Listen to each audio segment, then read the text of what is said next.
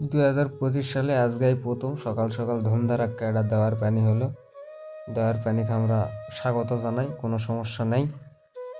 দেওয়ার পানির পর এলাকার আলু চাষির কী অবস্থা সেই খবরই জানাবো। চলুন।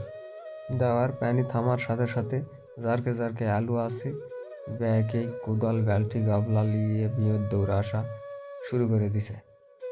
বিয়তে আসে কোনো কথা নাই, যার জমি ডেনার ধারত আছে তাই এনে ভালো সুবিধা করা পারছে, ধ্যাম ধ্যামকে ডেনার পানি তুলে দেওয়া শুরু করে দিছে।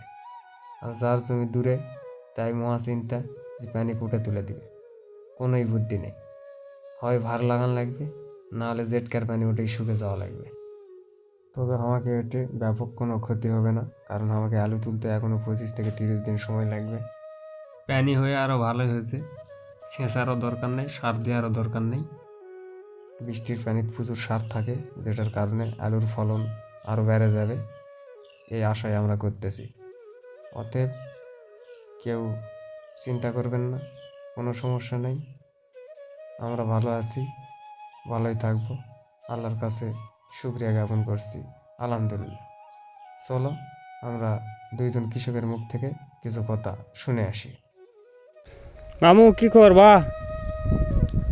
ডেনের ধারতে তো জমি গাবলা টাবলা আনেননি, বাল্টি বুল্টি সিসপিন না কি করবো আবার ভয় পাই সেটা সিজে লাভ নেই। না না না ও ধরলে ঠিক হয়ে যাবে। আল্লাহ হয় যদি না বাতাস হয় আর ওই ধর এই পানি অতিরিক্ত দিয়ে 3 দিন।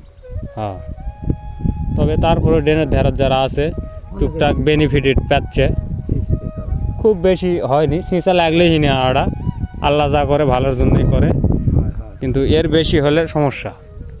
তাহলে আল্লাহ যা করে ভালোর জন্যই করে। হয় হয় হয়, হ্যাঁ কি মোক আমি খোঁজছি যে 1 ঘন্টা খানিক দিবে না চালা। হ্যাঁ 1 ঘন্টা না চালু দিয়ে থুয়ে এনে ঘুমায়, দেখি তো কি হয়েছে।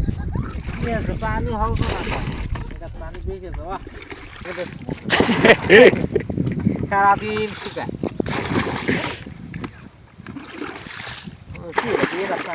ড্রেনের ধারে থেকে সুবিধা আছে, তাও অনেক মানুষের হিংসা বা কৌছে কি জানি কছে এই ড্রেনের পানি তুলে দাও সুয়েলা কুটি যাবে।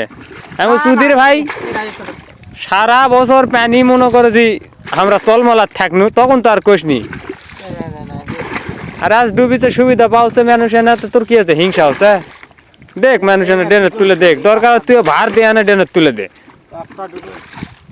প্রচুর পরিমাণে মনে করছে একটা বরকত আছে, ভিটামিন আছে। হ্যাঁ ইউরিয়া দিয়ে তো সেই কাম হবে না। আলু এখন মনে করো চারকে বড় হবে, বুঝতে পারছি। এটা কোনো হাই উতাস হওয়ার কিছুই নাই, বরঞ্চ লাভ। তবে যে পরিমাণ হয়েছে এখন পর্যন্ত ঠিক আছে।